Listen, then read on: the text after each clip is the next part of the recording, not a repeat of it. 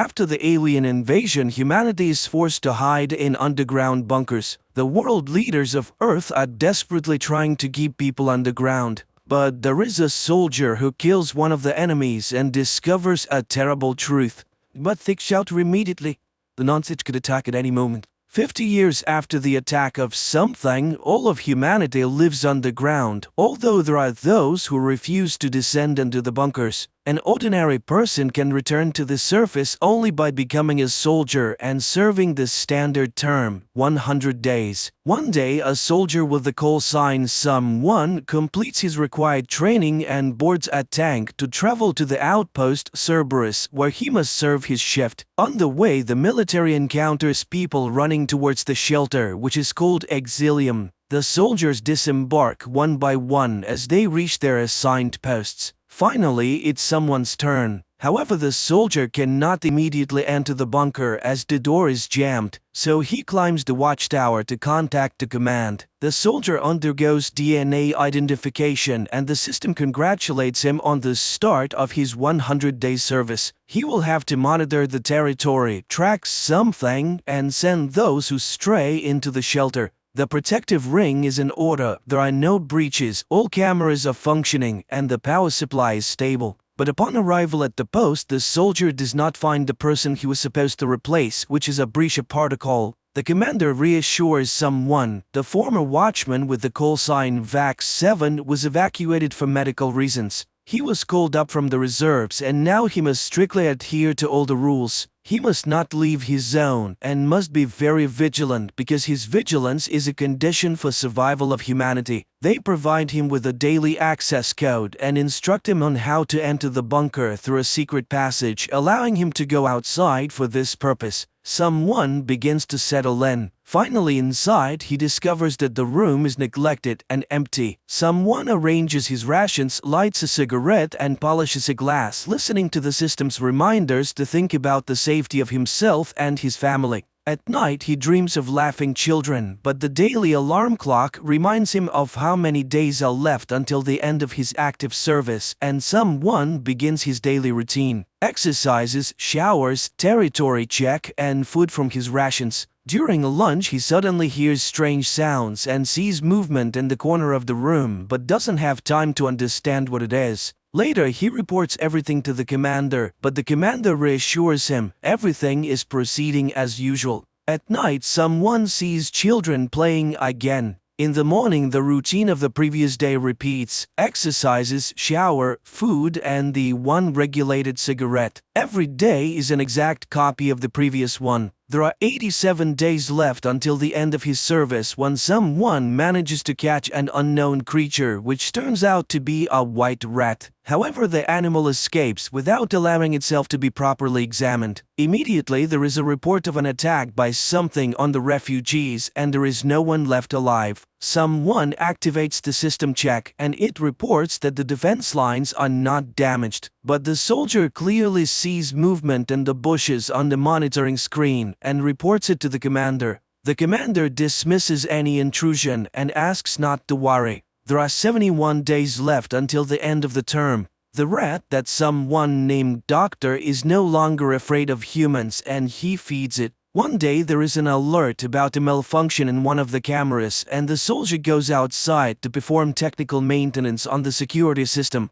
He surveys the outpost's territory, fixes the camera, and finds a dead bird hanging from a tree with a token bearing his predecessor's number. Right away, the system alerts him to toxic emissions and the soldier heads towards the bunker. Upon returning to the bunker, he reports everything that happened at the post, including the discovery of the token, to the commander. But all his concerns are quickly dismissed. The commander assures him that VAX-7 simply fell ill and is now in the bunker, recovering. The commander's overly cheerful tone makes him doubt even more. There are 65 days left. The United Nations warns of danger, urging people not to stay on the surface as resistance against something is futile. One day, someone goes out onto the territory once again, and after a warning about toxic emissions, he notices an unfamiliar creature in the depths of the forest that quickly escapes from him. He reports it again, but the defense ring is intact and there is no cause for alarm.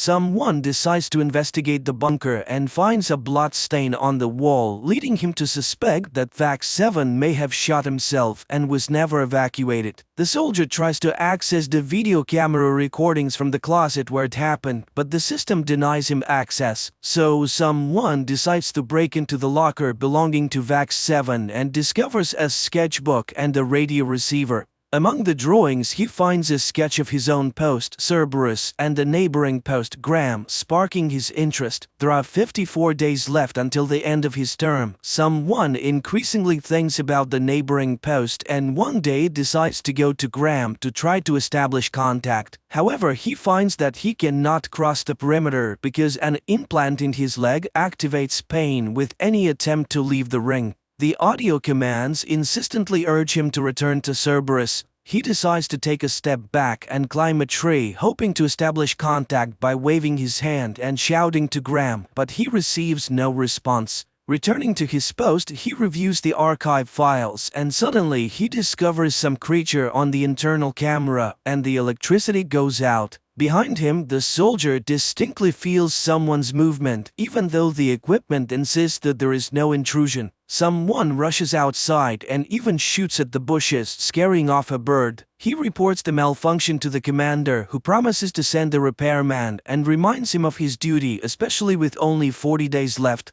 Someone tries once again to access the archive but finds it impossible as the data has been lost due to an electrical surge. The next day starts as usual, but suddenly the soldier feels unwell. He takes medication and accidentally cuts his finger when he suddenly hears a cheerful children's song coming from the predecessor's closet. It turns out that Vax 7's radio is turned on and the neighbor from Graham Post is calling out to his old acquaintance. He quickly realizes that it's a different person and cuts the conversation short, despite pleas to talk to him. The electricity surges again and the soldier reminds about the specialist. The commander then tells him about an attack on a post where no one survived, so reaching distant outposts is very risky. Several more days pass. Someone starts going outside more often, and one day he discovers a woman and a child hiding from him in a cave. He tries to convince them to come down to the bunker, but the two of them run away, seemingly more afraid of him than of something. Returning inside, he hears a warning about several lost individuals in danger. However, now the soldier is not sure if they want to be saved. He talks to the rat more and more, telling it about the children in his dreams. It turns out that the ability to dream has become a thing of the past, but he has suddenly acquired it. This is seen as a sign of a mental illness. Someone keeps trying to contact his neighbor, but there is no response. One night, the soldier ventures out into the territory and kills a huge deer, which he dissects and eagerly consumes. He behaves more and more like a wild man, shooting at targets and walking without his helmet. One day, he makes another attempt to contact Graham, sending a signal with a mirror, but still receives no response, which infuriates him. On his way back, he enters a zone of toxic emissions and almost loses consciousness. In a semi-delirious state, he sees the strange creature again, which runs away from him. Regaining his senses, he tries to convey to his neighbor his belief that Vax 7 is likely being held in the forest, but Graham remains silent. There are 14 days left until the end of his shift when a repairman finally arrives at the post. He reports on a recent attack and the deaths of many people. The man is displeased, sensing the presence of the rat. He explains that the soldier's predecessor was friends with the rat, considering it the height of foolishness. The technician dispels someone's fears, explaining that the shadow on the wall is himself due to a system glitch. Strangely, the cameras in the defense ring are turned off, even though the soldier checked them just now. Then the rat climbs onto the table, and upon seeing it, the repairman forcefully shoves it away. The soldier rushes to the motionless rat and pleads with it not to die, which infuriates the repairman even further. The soldier aims his gun at the repairman, ordering him to disable the internal camera and unlock the archive video recordings. The repairman refuses and someone hits him. However, he still can't do anything because the access requires the personal codes of two guards. A fight erupts between the two men. Someone sustains several injuries but eventually emerges victorious. Afterward, the repairman shares his experience of encountering something. When he was a soldier, his helicopter crashed in the desert. Of all the survivors, only he and his partner remained. The repairman went for help, and when he returned, he found the second soldier without ears. It turns out that something affects people through sound, and the guy cut off his own ears to avoid hearing the horrifying noise. During a sandstorm, they saw a huge shadow circling around them, but they never understood what it was. When he was eventually found, his lungs were filled with sand, and he had an unexplained catheter in his throat. The soldier locks the repairman in the bunker, tends to his wounds, and reports to the commander that everything is in order. Afterward, he figures out that he can access his predecessor's information through his radio. Finally, he manages to open the archive footage, which makes it clear that Vax 7 did indeed go insane due to exhaustion and stress. Someone shares this information with his neighbor. The soldier is overwhelmed with conspiracy theories. He is convinced that the leadership is deceiving the common people by inventing something, as no one has actually seen it. The mission to send people underground is a ploy to restrict the consumption of dwindling natural resources while the rich and powerful enjoy the leftovers. He requests a meeting with his neighbor, who reluctantly agrees. There are 7 days left when, upon hearing another system announcement about something attacking, someone flies into a rage and smashes the alarm with the jar into which the rat has just climbed. Realizing that he killed his own friend, he walks outside naked and once again encounters the monstrous creature. Extracting a pair of deer antlers from a tree, he mortally wounds the monster, only to recognize Vax 7 by a tattoo on his neck. He returns to release the repairman and tells him about the conspiracy, convinced that it was his predecessor's tales that drove him mad. But no one will deceive someone anymore because he's no longer afraid. The soldier demands to know where the power can be cut off because he intends to save the people by disabling the defense lines. The repairman is horrified. He will doom humanity, but he obeys the madman. Someone contacts his neighbor and informs him of his decision that he is coming to him. It's time to put an end to the madness that keeps people on the ground and make them free.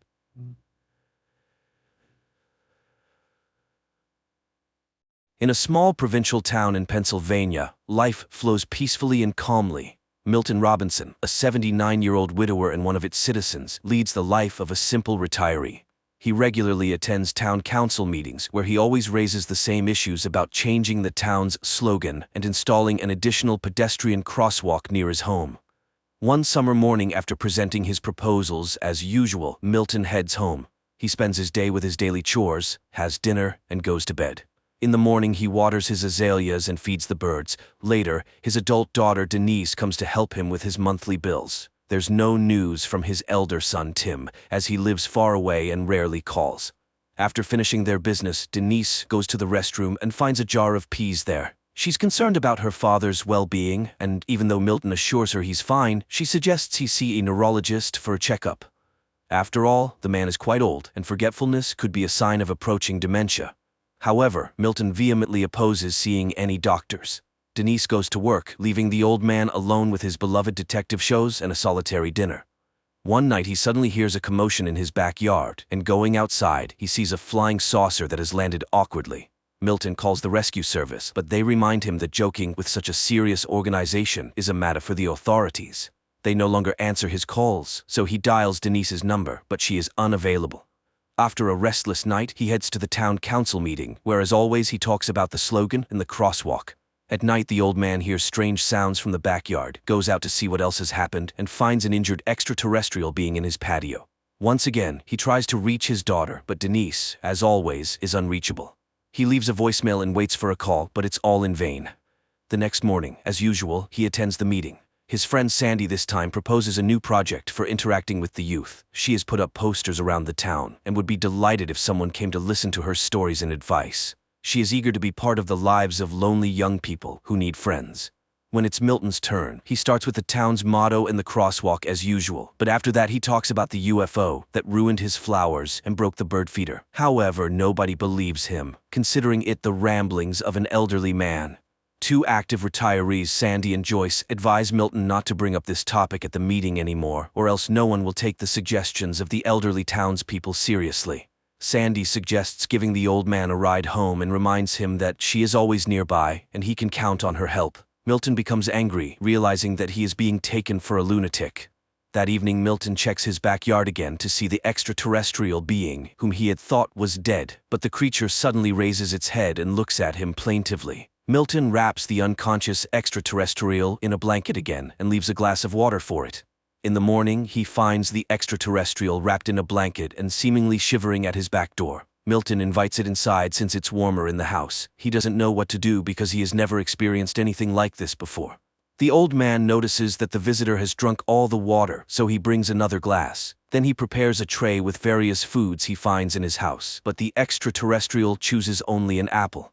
So, Milton goes to the store to buy apples, explaining to the cashier that it's for an extraterrestrial. The cashier treats him like a crazy person with delusions. Upon returning home, Milton sits on the couch in the living room and hears news about the search for a crashed weather satellite, but doesn't pay it much attention because he is startled by the sudden appearance of the extraterrestrial. Seeing that it's feeling much better and can even walk, the old man shows the extraterrestrial all the amenities and settles it in his home, providing a guest room and introducing it to television. Personally, he prefers detective shows because you never know how they will end. Milton shows photos of his family to the silent but attentive extraterrestrial. Unfortunately, his wife is no longer with them. His son has moved to California and his daughter visits him occasionally. Then the old man remembers the dance show and sits in front of the TV, inviting the extraterrestrial to join. On that day, the store clerk tells Denise about her father's strange statements about the extraterrestrial, and she goes to visit him during her lunch break. Milton meets her at the door, and as always, she insists on him seeing a doctor because she is very concerned about his mental health. Milton reluctantly agrees. Denise rushes off, and as soon as she leaves, the phone rings. It's Sandy, urgently needing a printer, and Milton invites her to come over and print the necessary documents. The woman arrives, and upon entering, sees the extraterrestrial. Milton introduces them to each other and shows the crash site. The woman is shocked, but tells Milton that they must keep this a secret for his own safety. She mentions how she has seen on TV how authorities treat poor extraterrestrials, and he shouldn't let anyone into his home except her. Sandy leaves, but Joyce has already noticed her car outside Milton's house and becomes curious about what's happening. Meanwhile, on TV, calls continue for the population to search for the crashed satellite. Time passes, and the extraterrestrial continues to stay in Milton's house, watching his favorite shows together. One morning, it brings Milton a piece of paper with a drawing of a cat on it. This touches Milton's heart, as the little one has drawn him a picture. He finds the extraterrestrial working on repairing its spaceship, apparently having fully recovered and getting ready to go back home. Soon, Milton visits a neurologist and undergoes tests, making some frustrating mistakes in some of them. During this time, Sandy stays with the extraterrestrial and complains to it about her daughter, who moved to the West Coast and lives with her friend. She is very upset that her daughter doesn't visit and doesn't bring her only grandchild. Meanwhile, the doctor, upon learning about Milton's forgetfulness and his stories about extraterrestrials, concludes that his abilities are deteriorating rapidly and suggests considering outside assistance for him. This greatly upsets Milton, and he angrily leaves after shouting at his daughter.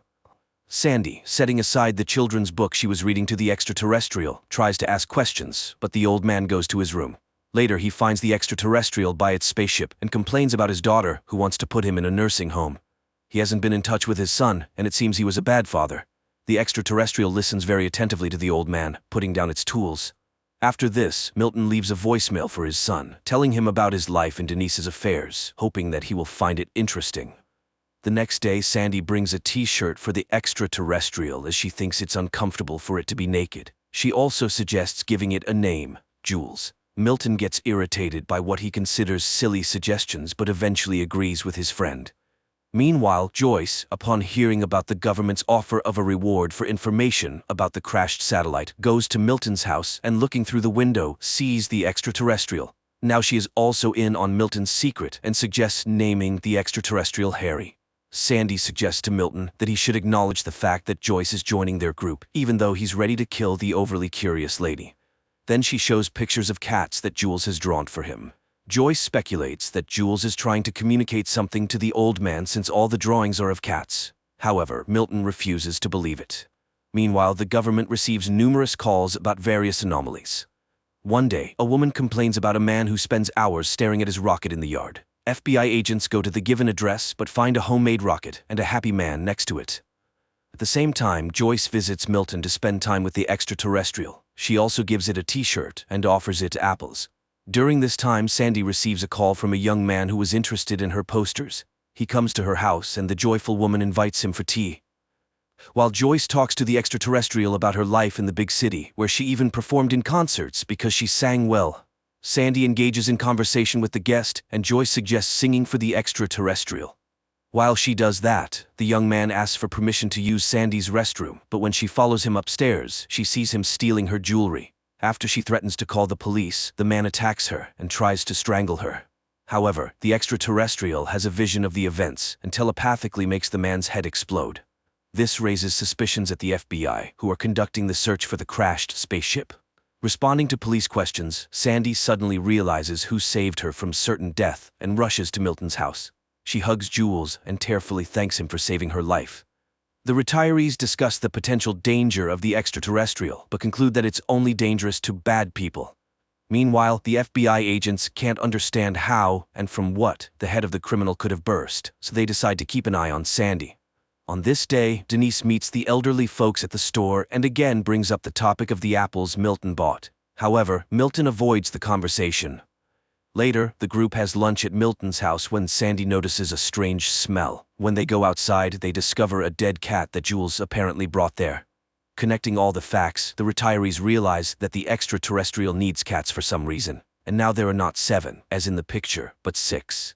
Milton calls Denise, hoping to find out where she disposes of the deceased cats in her clinic, which frightens her completely.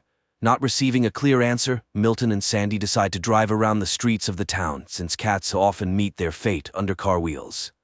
On the road, Milton inquires about Sandy's husband's illness, which eventually led to his passing, and she talks about being left alone. She starts asking questions, reassuring that life must go on. However, at this point, Milton asks her to stop the car, and the FBI agents become witnesses as the elderly couple loads a deceased cat into the trunk. That day, they find 2 more cats, and Joyce promises to find the rest. Meanwhile, FBI agents eavesdrop on the private conversations of Milton's close ones and hear Denise telling her brother about her father's eccentricities. At this moment, Joyce brings 3 more cats she found in different parts of the town. Only one is missing.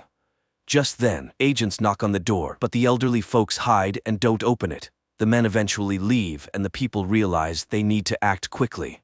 And then, Milton remembers Joyce's deaf, blind, and non-mobile cat. Offended, she leaves, but Sandy catches up with her and apologizes for Milton's bluntness.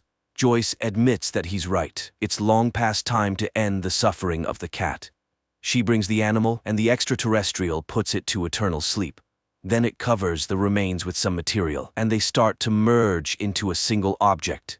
In the end, a glowing object appears in front of the group, which serves as fuel for Jules's spaceship. The saucer lifts off into the air and moves to the center of the yard, which is instantly detected by the FBI's instruments. The retirees understand that the time for farewell has come. Joyce gives Jules a souvenir globe with a view of the city inside. Sandy gives him a sweater she knitted, and Milton gives him his driver's license with a photo. But the extraterrestrial suddenly makes an inviting gesture, clearly offering them to join, and Milton suddenly decides to accept the invitation. But then the phone rings in the house, and picking up the receiver he hears Denise's voice. She suggests meeting on Saturday. They'll have lunch and then she'll give him a haircut because they've been arguing, and that's not right. At that moment, agents knock on the door. Milton rushes into the yard, and they only manage to see the departing saucer, where 3 Earthlings joined in the last moment. The ship lands not far from the town to safely disembark the elderly and bid them a peaceful farewell. Milton hugs the extraterrestrial and thanks it for the invitation to travel together, but he can't leave his home and loved ones behind. Jules enters the spaceship and flies away while the elderly folks wave goodbye to him. Time passes. Milton continues to live in his home, visited by Sandy and Joyce. The elderly often reminisce about Jules' Harry, and hope that he hasn't forgotten them either. And one night, Milton's yard is illuminated by a bright light, and the old man realizes that he has guests. A light, heartwarming, and slightly melancholic film about the fading of human life. It's good that amid the plethora of recently produced nonsense, there are still such heartfelt and warm movies in which an extraterrestrial is not a villain who came to Earth to conquer it, but rather a cute and understanding silent being with expressive eyes.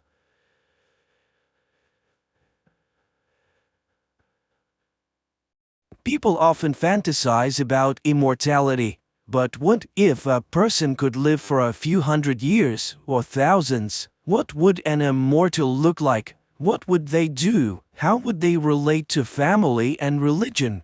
In 2007, director Richard Shankman attempted to explore these questions in the science fiction film The Man from Earth, and this fiction makes us contemplate the real. That's the case with John. There's a grave disorder. Is he serious? He is. The film begins with scenes of a 35-year-old man loading his belongings into the open bed of a pickup truck. Two cars approach his house. People step out of them. Dan, Sandy, Harry, and Edith. They are colleagues and friends of the main character, Professor John Oldman. They are puzzled. Why is he planning to leave and without saying goodbye? Dan jokes that he must be in a hurry to take over a chair at Stanford, and Harry shows a basket of food, regretting that they don't have enough time. Otherwise, they would have arranged something grand. Edith notices a painting near the car. She's in awe. It looks very much like a Van Gogh, but she's never seen it before.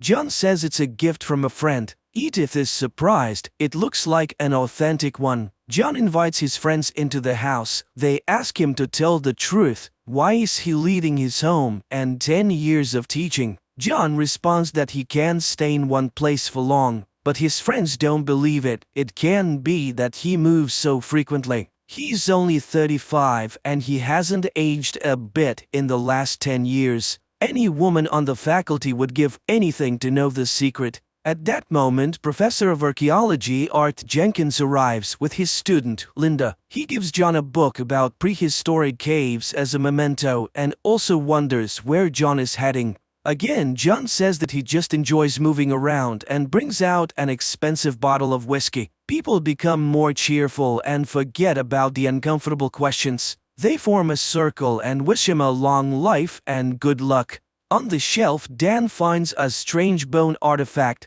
It's a flint knife, a silicon tool for carving wood and bone. The Cro-Magnons used it in the Paleolithic era. While the group examines the artifact, John suddenly asks, what do they think an upper Paleolithic human would look like if they could have lived to the present time? Dan replies that, as Art's book says, he could be just like any of them, and if he had lived for centuries, he would have changed with each passing century, meaning that the upper Paleolithic people had the same intelligence as modern humans, they just knew less. Linda is curious. According to the biologist, what would sustain his life? Biologist Harry says that it would require complete cell regeneration. It is believed that the human body is designed for a lifespan of around 190 years. Edith laments, as many would love to know the secret of eternal life. Harry responds that what is magic for one time is science for another. After all, Columbus and Copernicus were once considered mad. And then John reveals that he could have traveled with Columbus, but he isn't the adventurous type.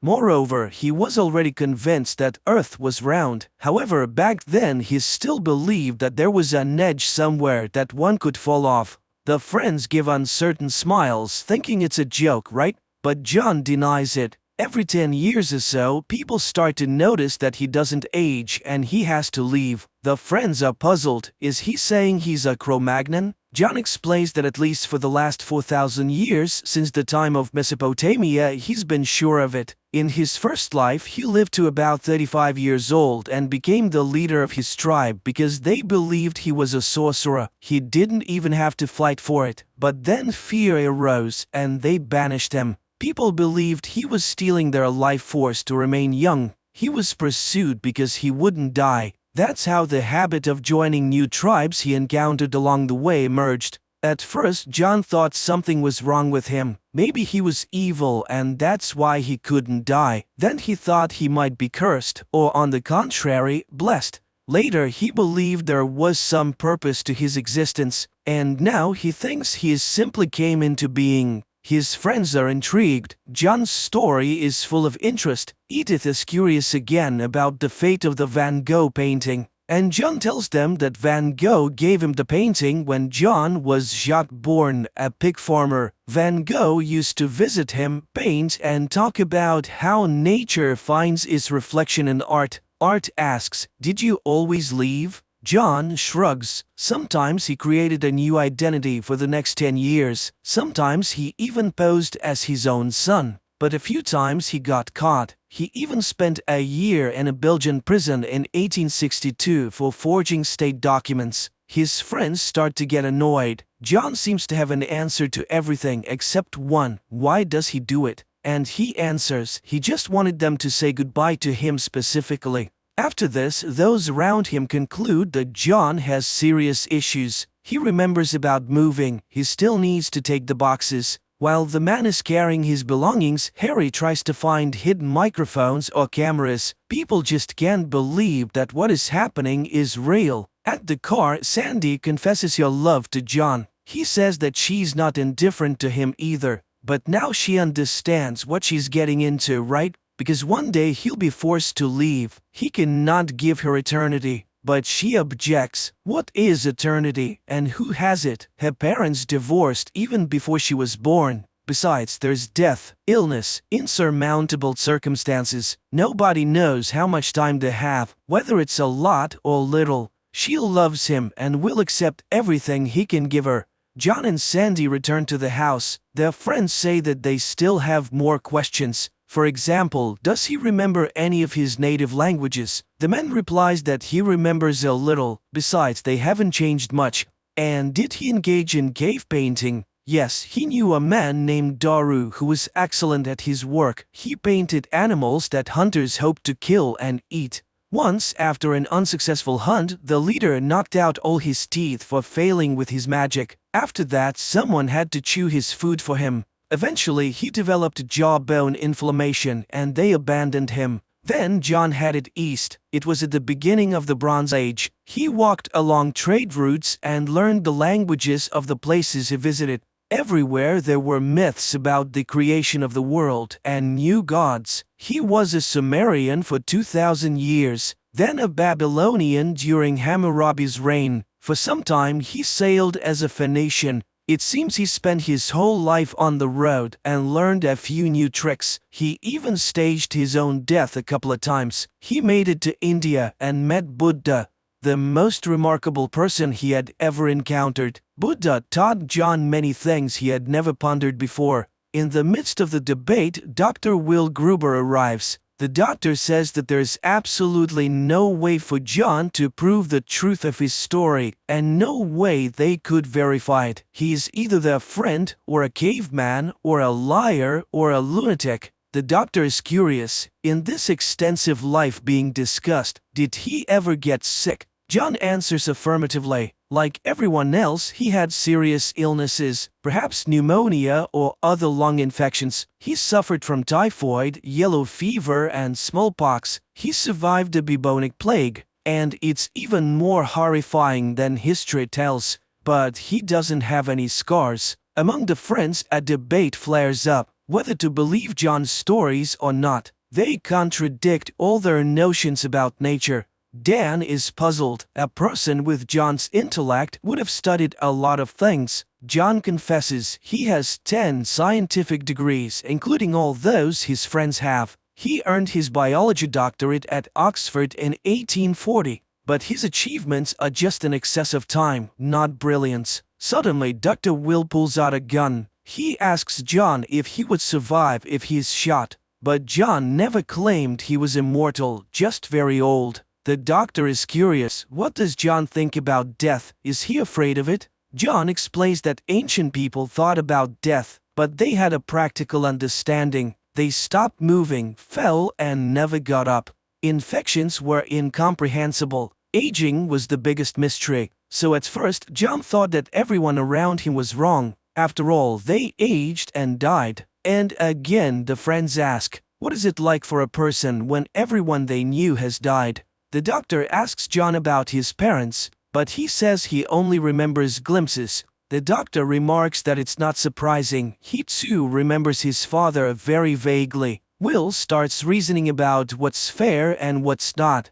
They will all die and he will keep on living. If that's true, it's not surprising that they might feel envy and even hatred. He accuses John. The others are outraged and try to stop the doctor, but he says that John is living an unjust life. Perhaps it's time for him to die. The doctor leaves, and then Harry informs everyone that Will's wife died yesterday, which is why he's so aggressive. John runs after his friend to apologize. Meanwhile, the others discuss John. The theory of illness comes up. John returns. The next question from his friends is whether there are others like him. The man admits that in the 17th century he met someone like him, and that person told him everything, confirming that he was just like John, but from a different time and place. They talked for 2 days and then parted ways. Edith asks if he believes in God. The friends become engaged as religious questions are close to everyone.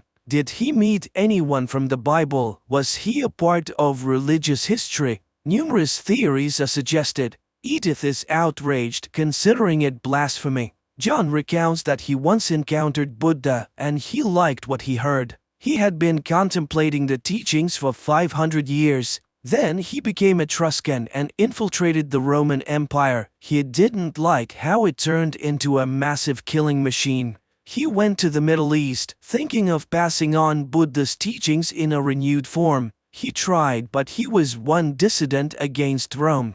Rome won, and the rest is well known. So John was Jesus? Yes, during the crucifixion he blocked the pain. He learned this technique in Tibet. He also slowed down bodily processes so much that they couldn't be detected. Everyone thought he died. They took him down from the cross and laid him in a cave. When he regained consciousness, he wanted to leave unnoticed, but a bunch of fanatics wouldn't let him do that. So he resurrected and headed to Central Europe. He can't prove it, he has no scars, and besides, they tied him down. But blood and nails look more convincing on icons. Edith is outraged. John deeply hurt her feelings. The friends start discussing religious questions. John says that he preached that Christ's teachings were about tolerance, brotherhood, and love. Life is here on earth, here and now. But then the talking serpent persuaded a woman to eat the apple, and everything went awry. Heaven and hell became tools for priests to rule with reward and punishment, trying to save souls that people never lost. John observes rituals, ceremonies, processions, genuflections, the moans of singers and choirs, and he thinks this is not what he meant. At this time, Dr. Will returns. The debates about religion, Christianity, and piety continue. The friends racked their brains. Was it the fabrication, a mental disorder, drugs? But they can't find a solution. John completely baffled the 4 scientists. He continues to explain that religion is not what is happening now. The church grew out of fairy tales. Even the name Jesus grew out of John. He never claimed to be the Son of God. He wanted to share knowledge. He did not walk on water or resurrect the dead. The friends gather to leave, although they are excited by his story. Edith pleads again to say that he's not Jesus, and she starts crying. The lights come on. Will demands that he admit that it was all a joke, and then John confesses that it was just a story. Their outrage knows no bounds. But John says that they themselves pushed him to this thought. They said he doesn't age. Edith saw Van Gogh, then found the chisel. They themselves bought into his game, and he couldn't resist seeing how they would react to his words. After all, he had such a splendid audience. An anthropologist, an archaeologist, an expert in Christianity, a psychologist, and a biologist. Linda, standing in the doorway, asks if the name Oldman is a play on words, old man. The infuriated people leave except for Will. He stays in the room and John sees his friends off. Sandy asks, what other telltale names did he come up with for himself? And John starts listing. John Political, John Hermit, and about 60 years ago when he was teaching at Harvard, he was John Thomas Party. Will's voice is heard. Wait, 60 years ago? John Party? John turns to him and says that his mother's name was Nola. Will initially denies every word, but in tears he confirms Nola was his mum. But he can't believe it, and he asks for the name of their dog. John names it Woofy, and he asks if she got married again. Will says he feels cold, and John pities the old man. He was always cold. Will tries to touch his face. His father had a beard, and John confirms that he always checked if it was real. Will collapses. An ambulance and police car arrive at the house. They carry Will's body on a stretcher, covering it with a sheet over his head. Everyone leaves. Sandy asks if he has seen his adult child die before. John shakes his head. He gets into the car and drives away from the house. Sandy looks at him. The car stops at the bend. Smiling, she walks towards it. The Man from Earth is a very ambiguous movie. However, it makes you wonder. It raises very complex questions about morality, ethics, and religion. It is fascinating to follow the flight of human thought and to think, what if?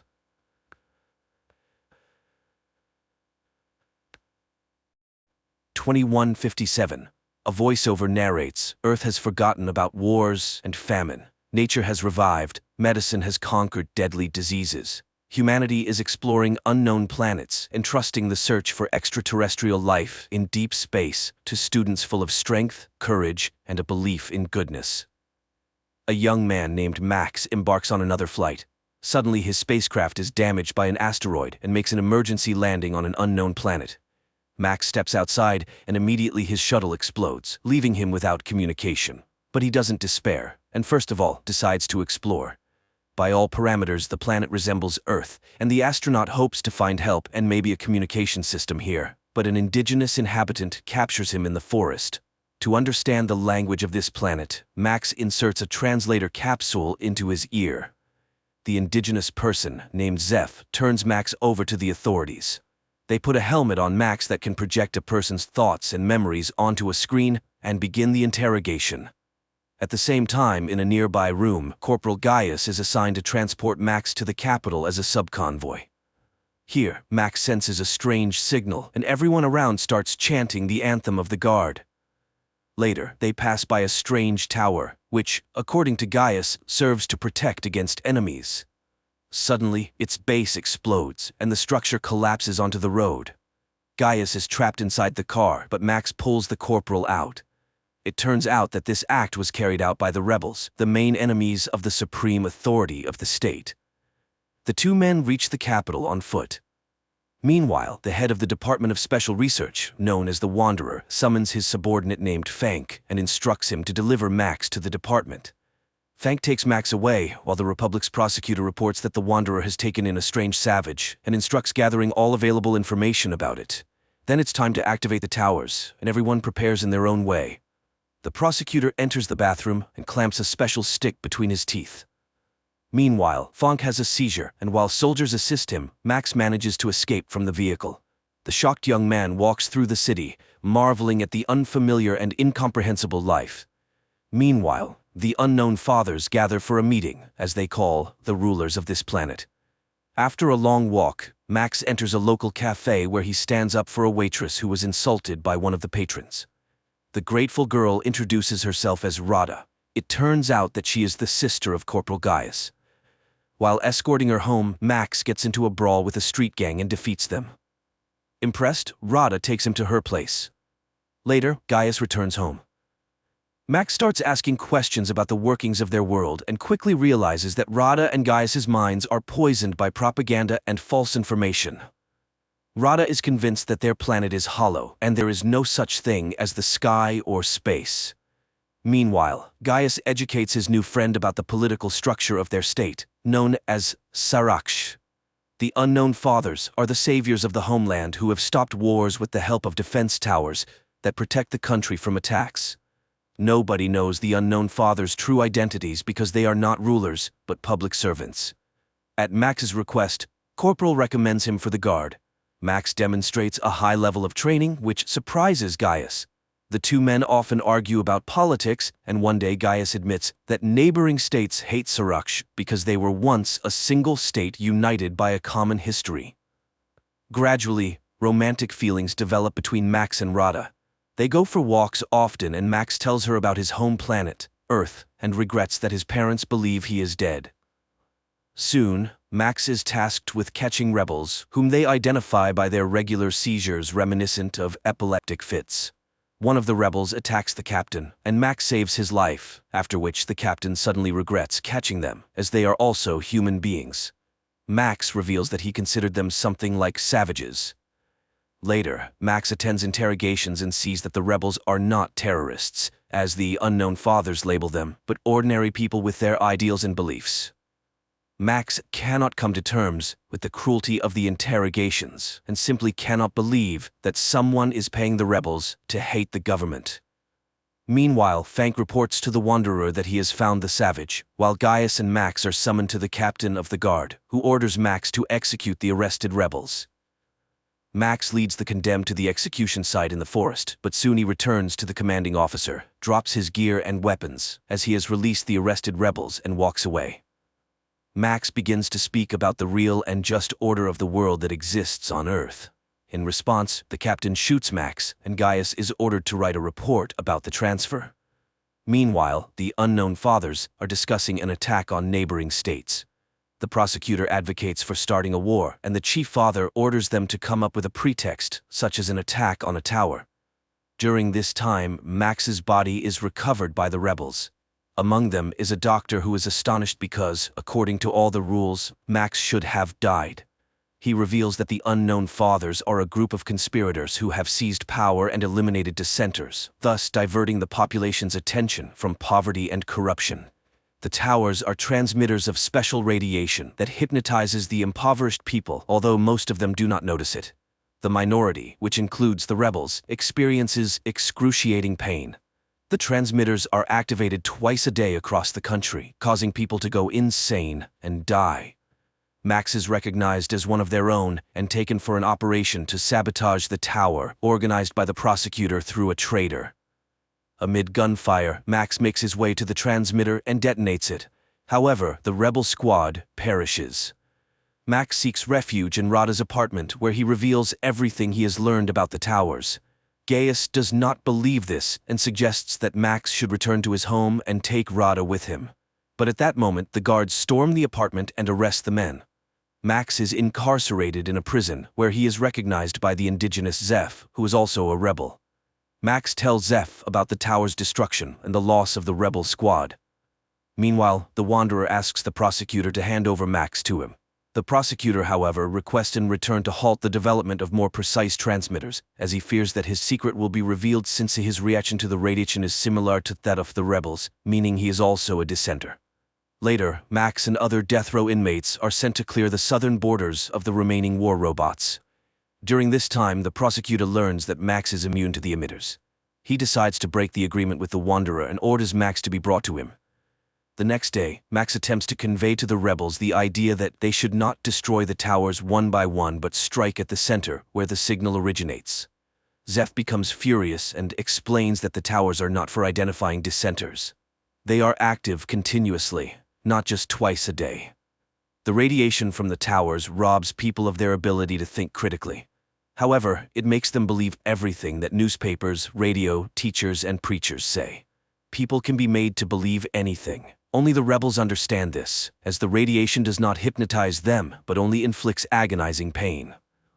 Zeph continues, there are mutants in the south who are also unaffected by the radiation. However, they have no dealings with humans. Just then, they hear the roar of an engine, and Zeph identifies it as a self-propelled tank, trying to kill them. Max sprints to the tank, climbs inside, and disables the automatic control system.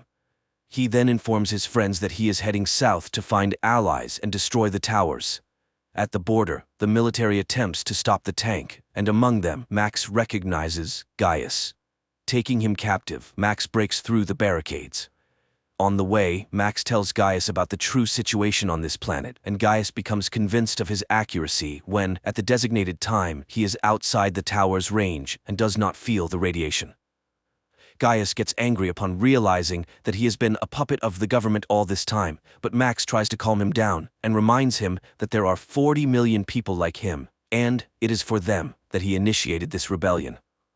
During a stop, residents of the steppes, referred to as mutants, appear near the tank. They behave peacefully and offer food to the travelers. The guys proceed to the ruler of these lands, noting the poverty and destitution of the population. They are told that it is dangerous to live here after the last war, but these people are outcasts with nowhere else to go. Max suggests to their leader, the Duke, to start a rebellion against the unknown fathers, but the mutants are physically and morally too weak to help in the uprising. The mutants propose that the guys seek help from the island empire. However, to do that, they must pass through contaminated lands. So the Duke gifts them an old bomber and the guys take to the sky. During the flight, the bomber is exposed to the radiation from the towers, and Gaius becomes fanatically devoted to Max, obstructing him from piloting. Max struggles to maintain control, and the bomber collides with a tower. Gaius suddenly snaps out of his fanatic state with no recollection of what he had just done. However, their aircraft is shot down by the automated anti-aircraft defense system left over from the previous war. The downed bomber crashes into the sea, but Max and Gaius manage to escape and reach the shore. On the shore, they discover an abandoned submarine, and Max decides to go inside. At the same time, in the city, the prosecutor orders Rada to be brought to him, and his men snatch her off the street. He claims to be Max's friend and shows Rada a recording of his escape. However, she doesn't believe him and refuses to assist the prosecutor in his search for her beloved. Rada is thrown into prison. Meanwhile, Gaius, impatiently waiting for his friend, swims to the submarine where they discover evidence of horrifying experiments conducted on prisoners. The guys reach the control room and view video recordings of mass executions of Gaius's fellow countrymen by the representatives of the island empire whom they were seeking help from. Gaius is horrified by the fact that these monsters could invade his country. It becomes evident that forming an alliance with the empire is not an option. The guys return to the shore, where they are met by a coastal patrol. It turns out that a war has broken out with a neighboring state, and like most of the prisoners, they will be sent to the front. Meanwhile, the Wanderer, desiring to lure Max into his department, engineers Rada's escape. He laments how the war has disrupted all his plans and assigns Fank the task of finding and bringing Max back, confessing that he is afraid of him. At the same time, Max and Gaius are dispatched to the front, where they reunite with Zeph. Their commander turns out to be the captain of the guard, who refuses to hand over the Earthling to the arriving Fank. The guys are sent into battle on old tanks when Fank finally locates Max. However, Max refuses to leave his friends and stuns the officer, tossing him into their tank. The battle commences, but Max directs his vehicle to the other side of the battlefield. Gaius blindly obeys him, influenced by the radiation, and pulls their unconscious friends out, which the captain witnesses. Gaius offers his body as a shield when the captain prepares to execute Max for desertion, but the wounded Max gathers his last strength and kills the commander. Max mourns his friend, but, upon hearing Rada's name from the now conscious Fank, agrees to cooperate with the Wanderer. After the battle ends, Max buries Gaius while listening to Fank's proposals. He will have an apartment on the Institute's premises, his car, and freedom of movement. But he will only see Rada once he proves his loyalty to the state. Meanwhile, the prosecutor heads to the Wanderer's department, where he deceitfully meets with Max. He proposes that Max overthrow the unknown fathers by providing the coordinates of the center that controls the tower system. Upon infiltrating the center, Max must activate special radiation, causing waves of depression, which will subdue all the people in the country, including the military. Then, Max must eliminate the unknown fathers. Afterward, he will become the ruler of the state and free Rada, who's in the Wanderer's hands. The prosecutor will serve as his advisor. Max takes Zeph with him and embarks on the mission. He arrives at the center and issues orders to his associates, instructing them to detonate the bomb in the trunk if he does not return. He easily gains access to the interior, but is halted by guards just before reaching the elevator. Max incapacitates them, but the men regain consciousness and pursue him. Max reaches the control center and activates the depression mode throughout the country. The Wanderer watches as people fall to the ground and rushes toward the control center. Meanwhile, Max returns to retrieve the bomb, places it inside the building, and triggers it. Then, he leaves the site of the impending explosion. The Wanderer initiates a pursuit of Max and, catching up with him, engages in a confrontation. At that moment, a powerful explosion resounds, destroying the main transmitter. People on the streets begin to regain their senses and sobriety as Max rushes to find Rada and locates her in a cryo chamber. He carries the girl outside, but the Wanderer blocks his path. It is then revealed that he is, in fact, an employee of Galactic Security from Earth who arrived on the planet 20 years ago to assist it. Now, chaos erupts on the streets, leading to a power struggle in which many people will perish. In his rage, the Wanderer beats up a foolish student who destroyed the fruits of his labor. Forgetting about economics and inflation, the state faces famine and invasion from neighboring countries. Max starts to resist and, in turn, accuses the Wanderer of allowing the construction of the towers and the enslavement of the local population. However, the Wanderer reminds him of the laws of history, where all rational beings go through the experience of wars and enslavement. This planet is no exception. It is at this point that Max declares that he is now home. As long as he is alive, he will fight against inflation, hunger, and wars, and will not allow the establishment of yet another society based on slavery. Rada comes to Max, and as they stand together, the Wanderer smiles.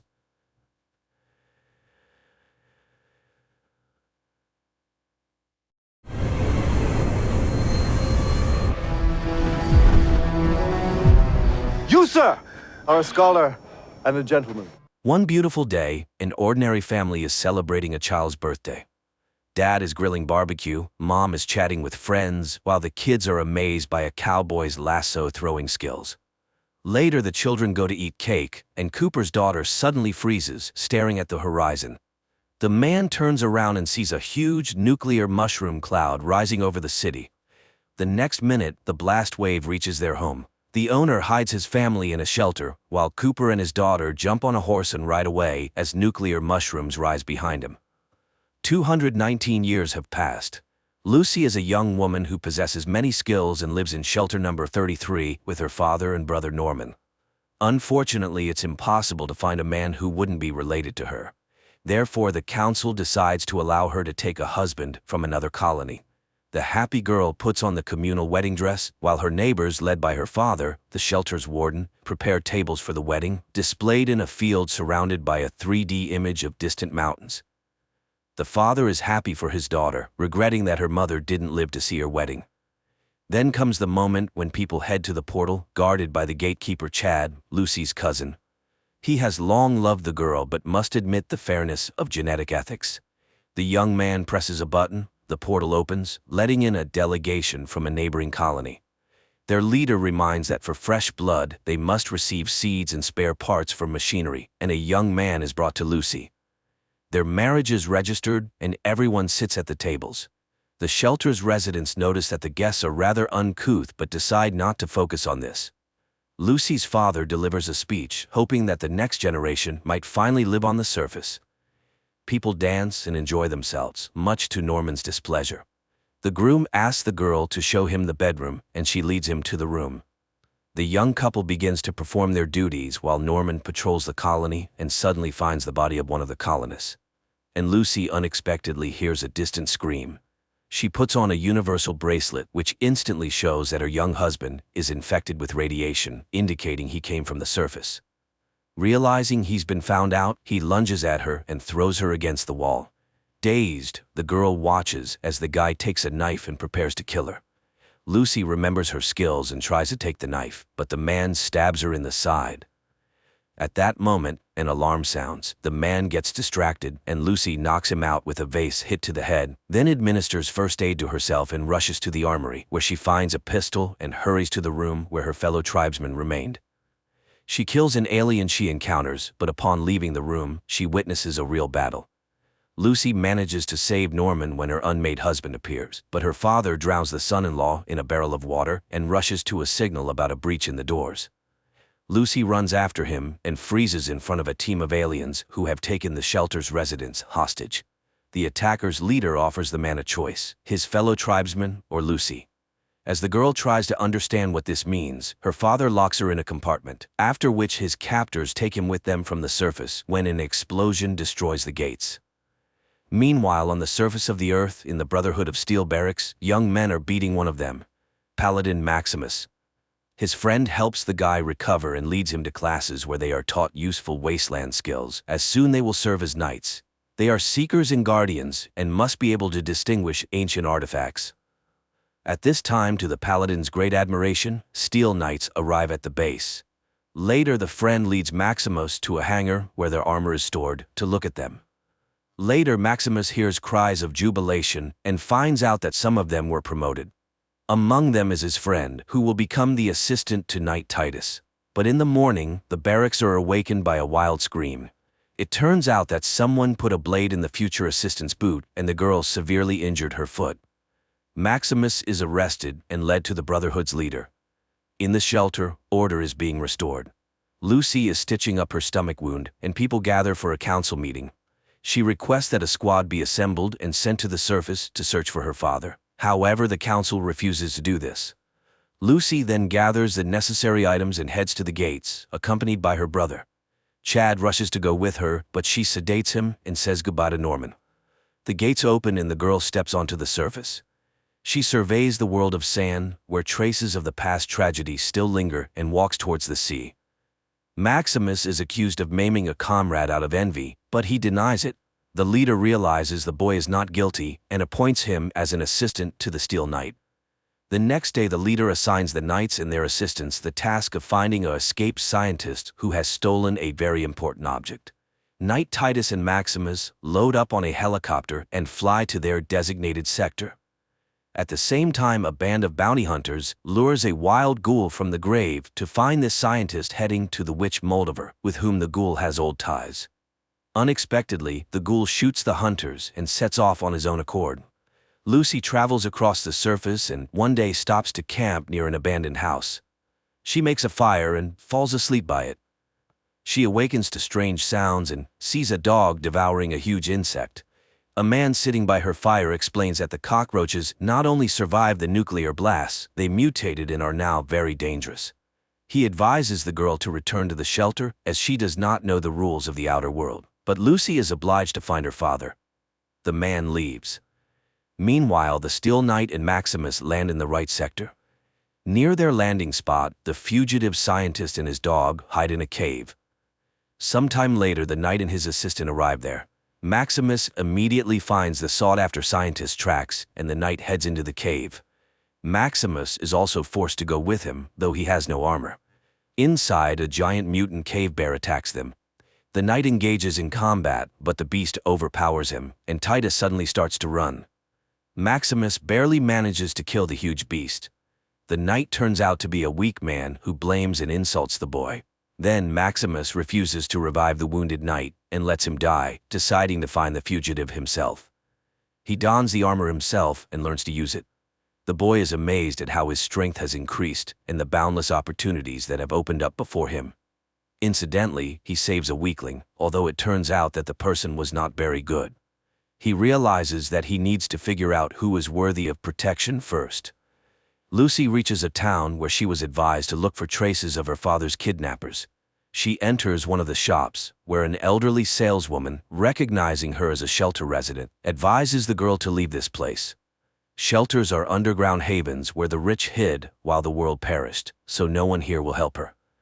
The girl goes outside where the scientist with the dog approaches her again, surprised that she is still here. But then the saleswoman, who turns out to be waiting for him, calls out to him, and suddenly the ghoul appears, who has also come for the scientist. He intends to take him when the saleswoman promises money to anyone who helps protect the scientist. Then the ghoul shoots the scientist in the leg to prevent him from escaping and engages in battle with those who want the reward. The ghoul shoots everyone while Lucy sneaks into the shop, finds the order book, and learns the address of Moldover.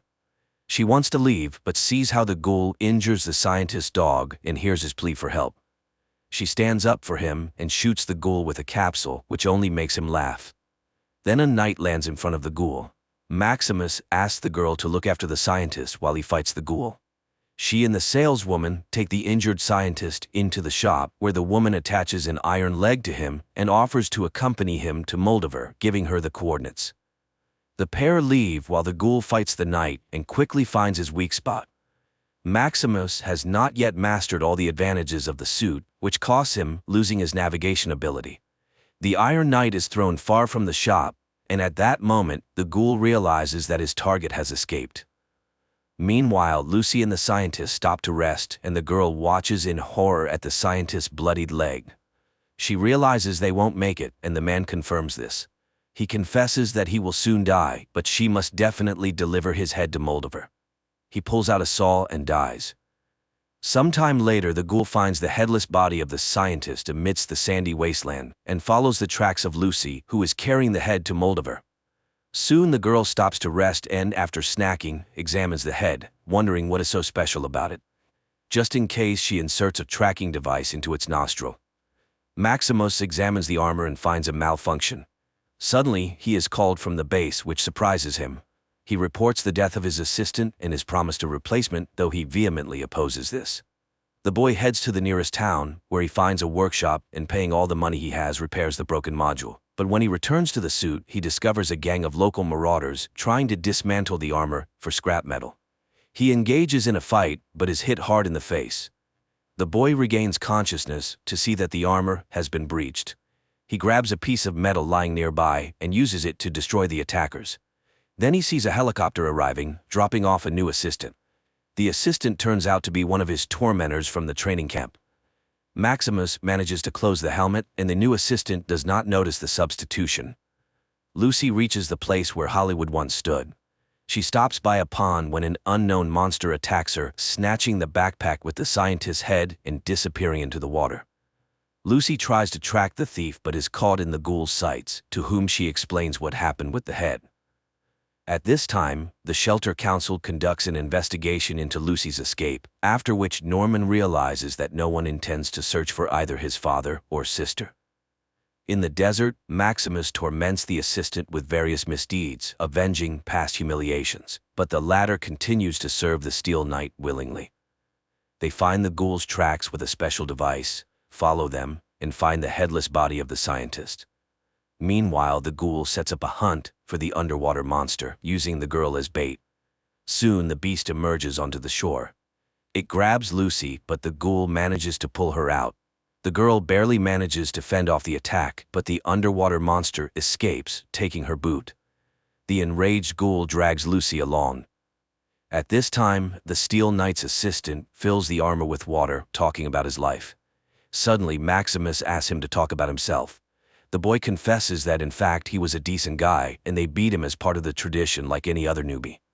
Now he regrets that Maximus didn't live to be called up for service. They move on and soon reach the pond. The pair enters the water and immediately sees the monster. Maximus demands the assistant to go ashore and takes on the fight himself, but the boy shoots at the creature and it chases after him. Maximus manages to pull the boy from the monster's jaws, and it dies, spitting out the scientist's head and Lucy's boot in its last act. Then a dog runs up to them, which continues on with them. The ghoul leads Lucy through the wasteland, denying her water, and soon they arrive at the place where a movie studio once stood, where actor Cooper and his wife worked. Soon they reach an abandoned clinic from which male screams can be heard. Entering, they find an old acquaintance of the ghoul, undergoing mutation and suffering because of it. The condition could be alleviated with special medication, but the ghoul doesn't have any, so the ghoul relieves the poor soul from his misery. The girl doesn't understand why he did it, but he explains they need something to eat. The girl mentions that they also had it tough, but never ate their own kind. Then the ghoul forces Lucy to cut up the body to take this meat with them. They continue on, although it becomes increasingly difficult for the girl without water. Soon the ghoul stops in front of a structure where radioactive water has accumulated. Lucy can't resist and starts drinking it, earning her companion's approval. She is finally beginning to understand the life of the wasteland. He is her future, and it won't be long now. Then he coughs, and Lucy tries to use this moment to escape, but stops in front of a huge crater, where she gets caught in his lasso. She tries to break free and accidentally bites off the ghoul's finger, for which he cuts off one of her fingers. Soon they reach an old supermarket where the ghoul offers the woman in exchange for the items he needs. Stunned, Lucy enters the building, not noticing that the ghoul falls into unconsciousness. Inside, she is greeted by a robot. It invites Lucy to follow and implants a new finger for her. Then it pities her and confesses it will just take her organs, and immediately sedates her. Later in the shelter, Norman is delivering food to the aliens captured during an attack, and one of them confesses that the inhabitants of shelter number 32, which they captured before this, were planning something very bad. Norman tries to access the network to find information about shelter number 32, but the data are classified.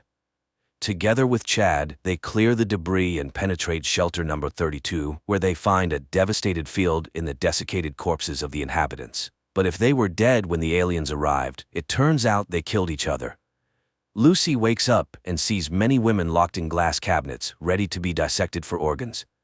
The robot prepares to open her chest cavity, but cuts her bonds instead, and she wriggles out from under its saw and disables the robot. Then she fills syringes with drain cleaner, reprograms the robot, and in its company, goes to the owners of the dreadful place. She forces them to release the prisoners, and people flee. But not all. Lucy forces the opening of the last cages. The owners comply, and out come zombies, who immediately tear apart two organ traders. Lucy surveys the battlefield in horror as the last zombie prepares to attack her, but she finds a pistol in her hand. Norman and Chad continue their inspection of the neighboring shelter and learn that its door was open from the outside with a key bearing the name of Norman and Lucy's mother. And Lucy finds medicine to sustain the ghoul's life, and despite the torture she endured, she hands the medication to the ghoul. Maybe she will look like him on the outside, but inside, she will never be like him. The girl leaves, and the ghoul goes into the shattered store and takes the necessary meds to bring himself to a relative semblance of order. Then he stuffs his hat with medicines. But then, he notices a video recorder, puts in an old tape where Cooper plays a cowboy, and sits down in front of the television. Maximus and his assistant settle down to rest. Thaddeus cannot contain his delight at being rescued, as knights rarely treat their assistants kindly. He asks to be branded. Maximus obliges and lifts his helmet. However, upon recognizing him, the assistant attacks, resulting in Maximus breaking his leg. But Thaddeus manages to extract a nuclear core from the armor, immobilizing the exoskeleton, and leaves, taking the scientist's head with him. Giant cockroaches immediately attack the immobilized suit. Maximus, terrified, awaits his death when the insects scatter from gunfire, and Lucy approaches the knight. She explains why she needs the scientist's head and helps the man out of the suit, and he gives her medication for radiation sickness. When Lucy recovers, she suggests they go after the head together, since she has a tracker. They will hand it over to the Brotherhood, in return for which the knights will help her find her father. Maximus agrees. At the same time, in Shelter 33, instead of her father, Betty is elected as the warden. Norman dislikes this and studies the history of the shelter. Suddenly, he realizes that all caretakers were selected from the residents of Shelter 31. Lucy and Maximus reach a bridge where they are stopped by a pair of vagrants. They pretend to be scared and ask for permission to pass. The couple, raising their hands, tries to walk away. However, the suspicious Maximus manages to shoot first, saving their lives, though he injures his hand, and Lucy realizes how naive the shelter's residents are. Soon they reach a billboard of the New Californian Republic.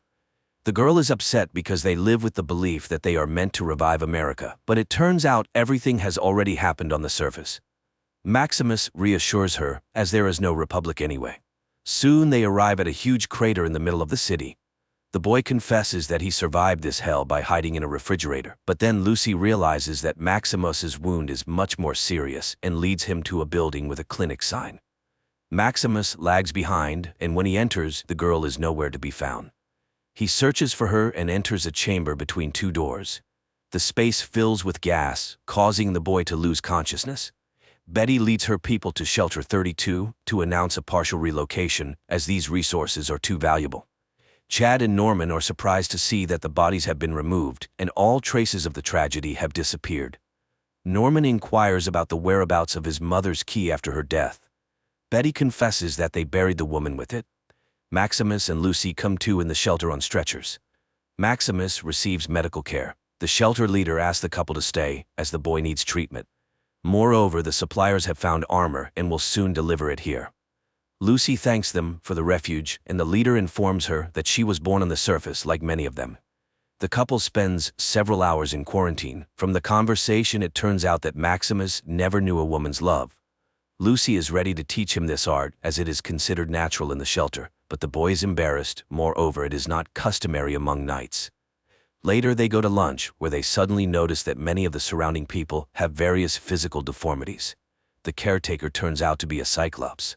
For Lucy, this is strange, but Maximus does not understand her concern. Later, the caretaker confesses to Lucy that they accept people from the surface, which surprises the girl since this was strictly forbidden in her shelter. But when she asks about the forbidden level they were advised not to visit, the caretaker immediately ends the conversation. Maximus finds a room where a nuclear block is installed, powering the entire underground. The leader hands him an electronic key to his personal compartment and suggests he rest a bit. The boy enters, and upon entering, he is amazed to see a basket filled with various delicacies and things he has never seen before. For the first time in his life, he takes a real shower, puts on a robe and slippers, and indulges in unknown products. Meanwhile, Lucy finds a room where the entire history of the Californian Republic is vividly described. It turns out that life here was revived in 2142 but was destroyed in 2277. Lucy is horrified, wondering who needed a new war and why. But then all the shelter inhabitants hear a sound signal and head to the designated place. Meanwhile, a ghoul is caught by the so-called new president of the territory, who owned a supermarket trading in organs, and the ghoul is blamed for its destruction. However, he calmly asks for a needle and thread to sew his finger back on and asks for directions to find Moldover. But the president orders the ghoul to be killed. The ghoul has to destroy the new law enforcers and search for the woman himself. Lucy comes with everyone to a room, in the center of which stands an altar with burning candles. People begin to sing something, moving their hands, and Lucy gradually falls into a trance, supporting the others. Unexpectedly, people start to undress, which shocks Lucy. A bowl goes around, from which everyone takes some powder and smears their faces, and suddenly Lucy realizes with horror that it is the ashes of the deceased. In another bowl there is blood. People call to the Mother of Flame, who must save them, and an image of Moldover unfolds above their heads. A frightened Lucy runs to Maximus and urges him to run away quickly, but the boy has just found himself in such paradisiacal conditions and does not want to leave. So Lucy heads to the forbidden level. She enters a laboratory where apparently some genetic experiments on people were conducted. The girl is horrified as she examines the gruesome exhibits and notices glass cryocapsules containing human bodies. But then the lights turn on and a man in a white coat enters. Lucy hides, but he hears a noise, follows it, and finds the girl. Lucy fights, but the men who arrive seize her and drag her to the upper level. Meanwhile, the ghoul arrives at the digger's house, whose eldest son knows the location of Moldover. The frightened man orders the boy to tell everything he knows, and he admits that the woman can be found at the observatory. But when the ghoul is about to leave, the boy tries to kill him and pays with his life for it. At the same time, the shelter leaders shame Lucy as they had given her refuge, fed her, and healed her friend, but the girl is furious because she has seen what they do to people. Then they show her the complete recording of the attack on the laboratory of the very monster that almost devoured her too. It was the first inhabitants of the shelter who experimented on people, turning them into monsters. They are only trying to alleviate the pain of those who survived. The fact is that each shelter specializes in some experiment, and Lucy just doesn't know this. Nevertheless, she must be punished for her disobedience. The girl is led away, which Maximus sees. Thaddeus makes a stop to rest and realizes that his leg is in very bad condition. A dog bothers him, and he locks it in a metal box, then sets off to find a radio tower to contact the Brotherhood. At this time, the inhabitants of the shelter sentence Lucy to exile to the surface. Moreover, they supply her with a stock of food. The girl is stunned, as this is exactly what she wanted. Nevertheless, in her last words, she asks them to allow her friend to stay. But then Maximus appears in knight's armor, into which he has inserted the nuclear block he just stole. He scatters the men when the girl stops him, as they are letting her go anyway. They go up to the surface, and learning that he stole the nuclear block, Lucy convinces him to return it, as the shelter cannot survive without energy. They drop the block down, and Lucy, moved, calls him a good person. Then he confesses that he allowed a knight to perish and took his armor, so he is not a good person at all, but he really wants to go with her. Thaddeus is caught up by a man who calls himself a doctor and promises to fix his leg. He takes the boy to an abandoned clinic where, in exchange for a nuclear block, he gives him a potion that, when drunk, Thaddeus ecstatically sees his leg heal. Meanwhile, the ghoul finds the locked dog that Thaddeus left behind, and it leads him on Thaddeus's trail. At the same time, the boy reaches the radio station, around which traps are set that tear those who come too close to pieces. Thaddeus sends a signal to the Brotherhood and, waiting for their arrival, chats with the radio station owner about music. Then Maximus and Lucy appear. The girl asks for the scientist's head, the boy accidentally steps on a trap and an arrow pierces his neck. But strangely, he does not think of dying, and then Maximus realizes that he has become a zombie. Thaddeus is upset. He should not have trusted the unfamiliar doctor, but now the path to the Brotherhood is closed for him, as they would kill him immediately. At that moment, copters appear on the horizon. Maximus suggests to Titus to give him the scientist's head and run, and the boy takes this opportunity. Then Maximus gives the head to Lucy and picks up a head of some unfortunate lying nearby, torn apart in a trap. He asks the girl to run, and she kisses him and promises to wait in shelter 33. Some inhabitants of shelter number 33 begin to receive notifications about relocation to the neighboring block. Seizing the opportunity, Norman enters the caretaker system, deceitfully gains access to Shelter 31, and heads there. The arriving servants take Maximus and bring him to the camp.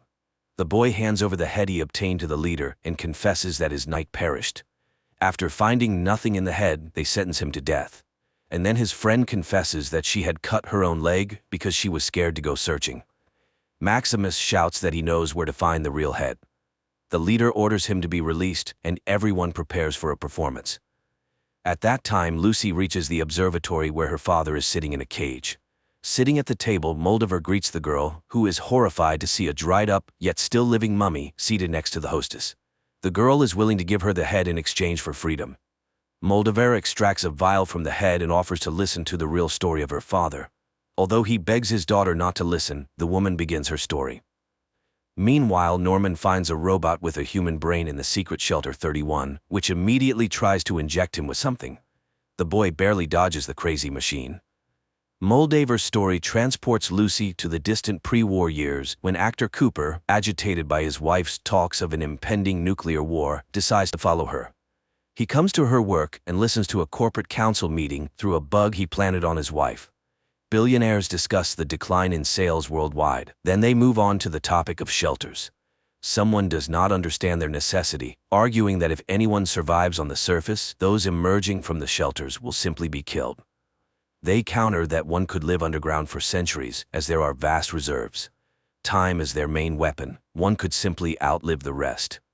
A debate erupts among the corporate leaders, interrupted by Cooper's wife. She thinks primarily of her daughter and wants to secure the best future for her.